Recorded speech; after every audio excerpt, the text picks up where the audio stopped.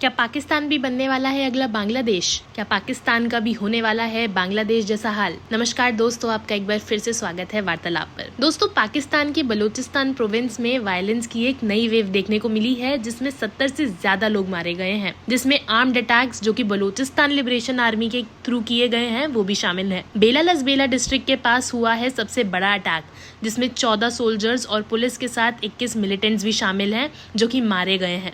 इसी बीच बन्नू में 10,000 से ज्यादा लोग मिलिट्री ऑपरेशंस के अगेंस्ट प्रोटेस्ट कर रहे हैं, जो कि एक सुसाइड बॉम्बिंग के बाद हुआ, जिसमें 8 पाकिस्तानी ट्रूप्स की मौत हो गई है। पर सवाल ये उठता है कि इन सारी एक्टिविटीज का बांग्लादेश में होने वाले पॉलिटिकल ट्रिब्यूलेंस से क्या कनेक्शन है। तो दोस्तों, आपको बता दें कि बांग्लादेश की तरह ही पाकिस्तान भी लंबे समय से लगातार अपने देश में पॉलिटिकल इंस्टेबिलिटी को फेस कर रहा है। फिर चाहे वो 2022 से 23 में हुई पॉलिटिकल क्राइसिस की सीरीज हो, जिसमें former prime minister Imran Khan को नो कॉन्फिडेंस मोशन के जरिए हटाया जाना हो, या फिर पाकिस्तान के थ्रू फेस किए जा रहे इकोनॉमिक क्राइसिस हो, जिसकी वजह से खाना पीना, गैस और तेल के प्राइसेस में जबरदस्त बढ़ोतरी देखने को मिली हो। तो चलिए एक बार नजर डालते हैं पाकिस्तान की कंडीशन पर और क्यों ऐसा कहा जा रहा है कि ये कंट्री बांग्लादेश जैसे हालातों का सामना कर रही है। तो आपको बता दें कि पाकिस्तान फिलहाल कई चैलेंजेस का सामना कर रही है, जिसमें सबसे पहला चैलेंज आता है पॉलिटिकल इंस्टेबिलिटी। पार्लियामेंट और गवर्नमेंट में अनस्टेबल मेजोरिटी है,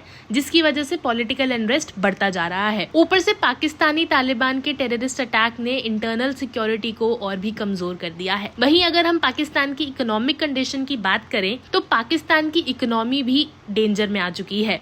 इकोनॉमिक एक्टिविटीज काफी स्लो है और फाइनेंशियल ईयर 2024 में पाकिस्तान की जीडीपी ग्रोथ सिर्फ 1.8% एस्टिमेट की गई है। ये सब कुछ tight macro economic policies, import controls और हाई इन्फ्लेशन के चलते हो रहा है। इसका रिजल्ट ये है कि पावर्टी रिडक्शन का प्रोसेस भी स्लो हो गया है और 2023-24 में पावर्टी रेट 40.1% तक पहुंच गया है। आपको बता दें कि 2001 से 2018 तक पाकिस्तान ने पावर्टी को रिड्यूस करने में काफी प्रोग्रेस किया था, लेकिन रीसेंट शॉक्स जैसे कि कोविड-19 और 2022 के एक्सट्रीम फ्लड्स, इन सब ने इस प्रोग्रेस को धीमा कर दिया है। ह्यूमन कैपिटल आउटकम्स भी खराब हालात में हैं, जहां 38% बच्चे अंडर डेवलपमेंट का शिकार हैं, वहीं 78% बच्चे लर्निंग पावर्टी का सामना कर रहे हैं। फिस्कल और current account deficits, under productive agriculture और फाइनेंशियली अनस्टेबल एनर्जी सेक्टर जैसे क्रिटिकल चैलेंजेस भी अब तक एड्रेस नहीं किए गए हैं। अब बात करते हैं पाकिस्तान में हुई इनइक्वालिटी और प्रोविंशियल डिवाइड की। देखिए, पाकिस्तान में अब तक लिविंग स्टैंडर्ड्स को प्रोविंसेस के बीच इक्वलाइज करना पॉसिबल नहीं हो पाया है। इसका एक बड़ा रीजन है पॉलिटिकल करप्शन और वेस्टेड इंटरेस्ट। ट्रांसपेरेंसी इंटरनेशनल की 2023 की करप्शन परसेप्शंस इंडेक्स में पाकिस्तान 180 कंट्रीज में से 133rd रैंक पे है। ह्यूमन राइट्स के एरिया में भी पाकिस्तान में कई डेफिशिएंसीज हैं। भले ही पाकिस्तान ने international human rights convention ratify किया है, लेकिन इनका इम्प्लीमेंटेशन अब तक इनएडिक्वेट है। रूरल एरियाज में, जैसे कि स्पेशली वुमेन का पब्लिक लाइफ में पार्टिसिपेशन काफी लिमिटेड है और माइनॉरिटीज को कोर्ट में डिस्क्रिमिनेशन फेस करना पड़ता है। अगर हम बात करें पॉलिटिकल स्फीयर और मिलिट्री इन्फ्लुएंस की, तो पाकिस्तान एक डेमोक्रेसी तो जरूर है, लेकिन मिलिट्री का इन्फ्लुएंस अब तक फॉरेन पॉलिसी और इकोनॉमी में बड़ा है। पाकिस्तान में मिलिट्री कूप्स का सिलसिला 1958 में शुरू हुआ था, जब मिलिट्री ऑफिसर मोहम्मद अयूब खान ने प्रेसिडेंट इस्कंदर अली मिर्जा को अपनी पोस्ट से हटा दिया था और उन्हें देश से बाहर भगा दिया गया था। 1947 से लेकर अब तक कई बार मिलिट्री रूल इस्टेब्लिश किया गया है और पिछले 5 प्राइम मिनिस्टर मिलिट्री के प्रेशर में कन्विक्शन या इम्प्रिजनमेंट फेस कर चुके हैं।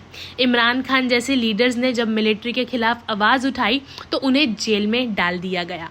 अब तक के पॉलिटिकल अनरेस्ट का बड़ा फैक्टर ये ही मिलिट्री इंटरफेरेंस है। फरवरी 2024 के पार्लियामेंट्री इलेक्शंस में पाकिस्तान मूवमेंट फॉर जस्टिस को पोल से बड़ा कर दिया गया था। पाकिस्तान के पिछले प्राइम मिनिस्टर, जो कि शहबाज शरीफ की पार्टी पाकिस्तान मुस्लिम लीग ने सीट जीती है और उन्होंने 80 सीट जीती और अब पार्लियामेंट में सबसे बड़ी रिकॉग्नाइज्ड ग्रुप बन चुकी है।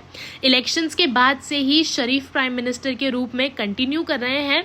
उनकी कोलिएशन गवर्नमेंट का एक मेन गोल इकोनॉमिक और फाइनेंशियल क्राइसिस को ओवरकम करना है, लेकिन अब देखना यह है कि ये एजेंडा किस हद तक काम करता है दिया नहीं करता है। चलिए अब बात करते हैं पाकिस्तान में हो रहे टेररिज्म और सिक्योरिटी इश्यूज। देखिए, खैबर पख्तूनख्वा और बलूचिस्तान प्रोविंसेस ये दोनों ही अफगानिस्तान के बॉर्डर से लगे हुए हैं और इन्हें टेररिस्ट अटैक्स का सामना करना पड़ रहा है। 2024 के सेकेंड क्वार्टर में 92% फैटालिटीज और 87% अटैक्स यहीं से ही रिपोर्ट हुए हैं। बलोचिस्तान में तो एक पुरानी रिबेलियन चल ही रही है, जहां रिबेल ग्रुप्स जैसे बलोचिस्तान लिबरेशन आर्मी अभी भी एक्टिव है। पाकिस्तान की रिस्पॉन्स में स्टेट रिप्रेशन का भी जिक्र होता रहता है। फ्रीडम ऑफ एक्सप्रेशन और प्रेस की फ्रीडम पर कुछ जगह पाबंदियां लगाई गई हैं। मीडिया पर भी गवर्नमेंट इंटाइटीज और एक्सट्रीमिस्ट ऑर्गेनाइजेशन दोनों का प्रेशर लगातार चलता रहता है। सोशल मीडिया लोगों की ओपिनियंस को लगातार शेप करने में एक इम्पॉर्टेंट रोल प्ले करता है।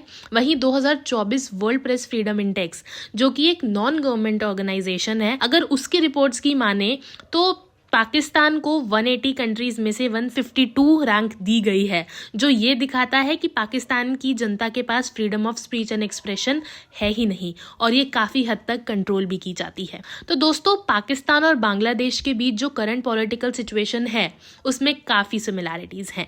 दोनों देश पॉलिटिकल इंस्टेबिलिटी, इकोनॉमिक चैलेंजेस और मिलिट्री इन्फ्लुएंस का लगातार सामना कर रहा है। बांग्लादेश में भी पॉलिटिकल अनरेस्ट देखने को मिलता है, जहां पॉलिटिकल पोलराइजेशन, करप्शन के एलिगेशंस और ऑपोजिशन पर क्रैकडाउन्स होती रहती हैं। वहीं पाकिस्तान के ट्रांसपेरेंसी और पॉलिटिकल डिस्टर्बेंस से मिलती जुलती सिचुएशन है। दोनों देश हाई इन्फ्लेशन और पॉवर्टी जैसे सिवियर इकोनॉमिक इश्यूज फेस कर रहे हैं। साथ ही दोनों देशों में डेमोक्रेसी को मिलिट्री और अथॉराइजेशन फोर्सेस का कंट्रोल सामना करना पड़ता है। तो दोस्तों, ये था हमारा एक छोटा सा एनालिसिस आपके लिए। आप अपने व्यूज हमें कमेंट सेक्शन में जरूर बताएं और आगे आने वाली नई वीडियोस को देखने के लिए चैनल को सब्सक्राइब करना ना भूलें। वीडियो पसंद आई हो तो वीडियो को लाइक करें, चैनल को सब्सक्राइब करें और इसे शेयर जरूर करें। चलिए मिलते हैं हम अपनी अगली वीडियो में, तब तक के लिए धन्यवाद।